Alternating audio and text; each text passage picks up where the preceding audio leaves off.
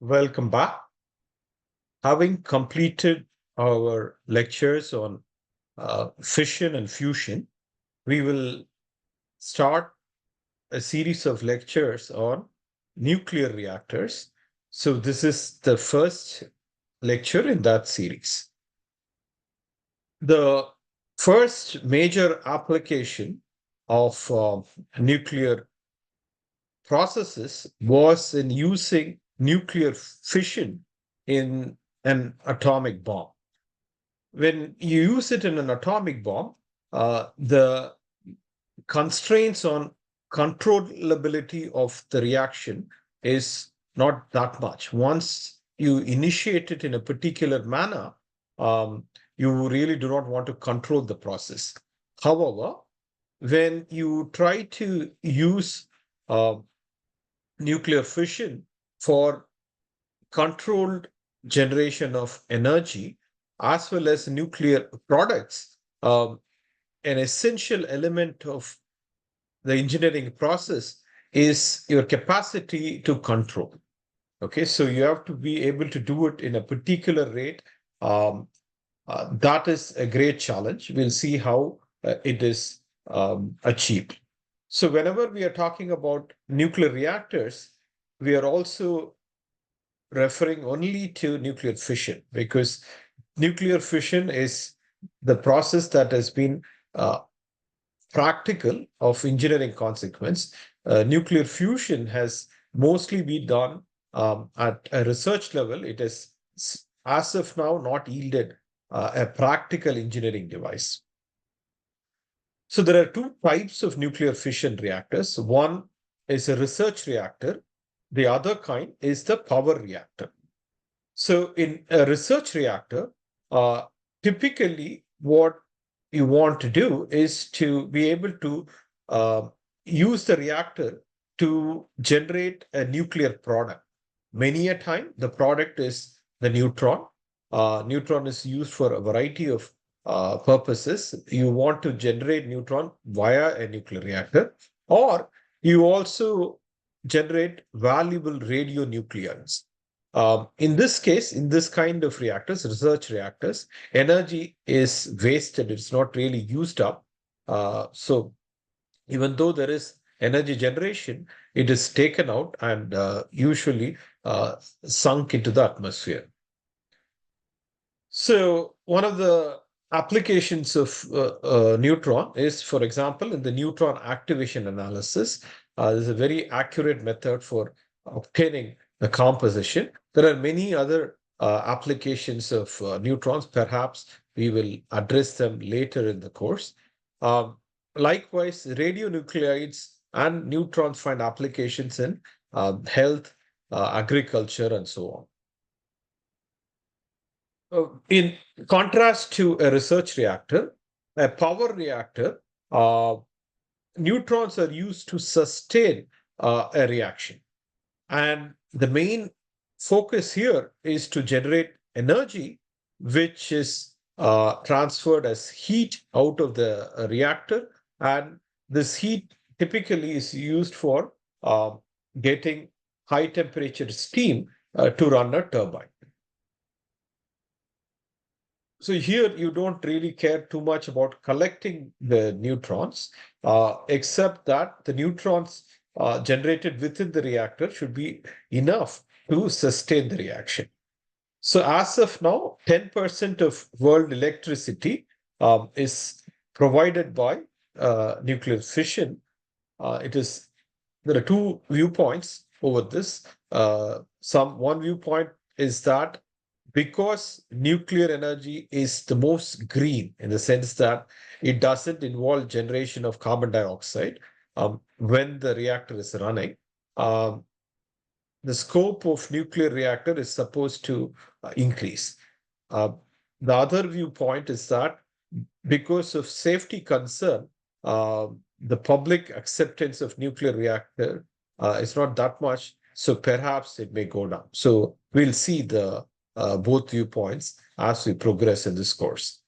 So this is an information from 2022 from this website. This is a very useful organization which provides a lot of useful data, education material regarding nuclear energy. This is the International Atomic Energy Commission. I think its headquarters is in Vienna, Austria. So you should probably look at the website to get a lot of useful material.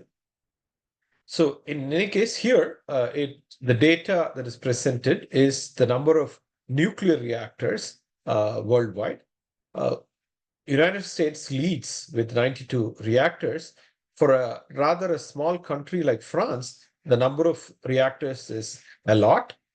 China is increasing the reactors very rapidly. You take note of this number. I'll contrast it with the number from 2001. So Russia is somewhere here. Many small countries which are resource scarce rely on nuclear energy. Okay, so there was a point when Japan was highly dependent on nuclear energy, but this Fukushima Daiichi nuclear accident because of tsunami has really brought down the emphasis of nuclear energy in Japan. And In any case, let's try to see which of the countries are increasing the use of nuclear energy. So this is the data from 2001 from this book. What I want you to notice is the number of reactors in China was 3. In contrast to that, China has 56 in 2022, which shows how much emphasis China is placing on nuclear energy. And for a small country, France, France is very strong in nuclear engineering. 77% of France's energy is provided by nuclear energy. Okay, that tells you how strong the emphasis nuclear energy is in France. India, which had 14 nuclear reactors, has 19 reactors now.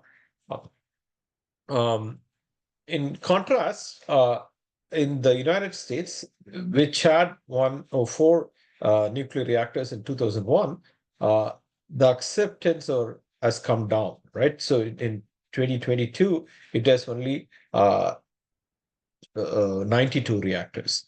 So one of the main thing to notice is that the percentage of power supplied by nuclear energy. In this, for example, in 2001, China had only 1% of its power coming from nuclear energy, but now it has significantly increased. In India, for example, 2001 was 4. It has not tremendously increased, but the number of reactors has increased. It is generally thought that once it crosses 5%, it will never be completely closed because the payback time for all these technologies is rather long term. Okay, that is, the capital cost for constructing a large nuclear reactor is fairly high. So the return of investment takes a couple of decades. So therefore, once you hit at least 5%, the contribution will never go down to zero. It will stay at around that number or increase further.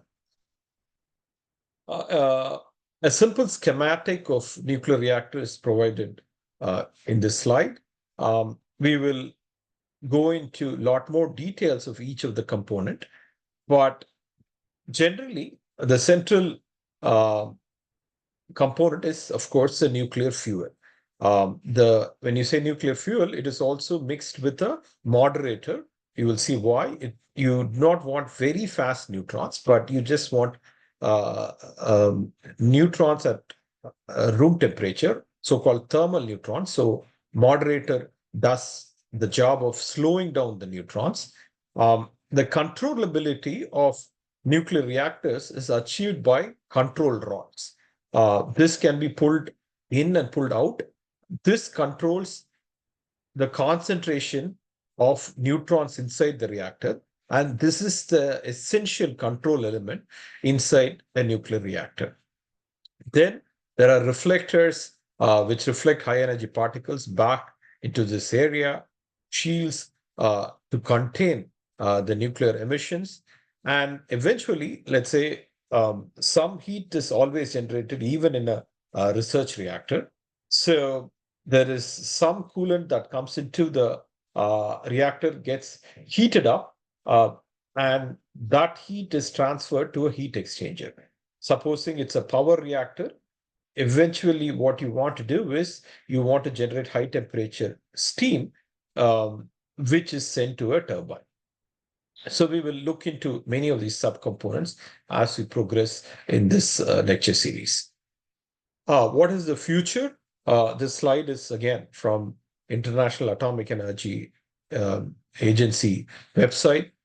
Uh, in the past, the emphasis has been on large-scale reactors, which can supply, let's say, 700 megawatts. Okay, so this is huge reactors. Okay, so in those times, it was not that carefully planned. Many of these reactors are in the middle of large cities. For example, in India, the largest reactors are in near Bombay, right? In a place called Trombay, which is sort of part of Bombay. So because of safety issues due to natural um, accidents like an earthquake or a tsunami or let's say a terrorist attack, the emphasis on large scale reactors has come down. It is also another issue is the capital cost of such a large reactor is very high. Therefore, the economy of scale is not achieved. That is, you may not be able to have many identical reactors to bring down the cost.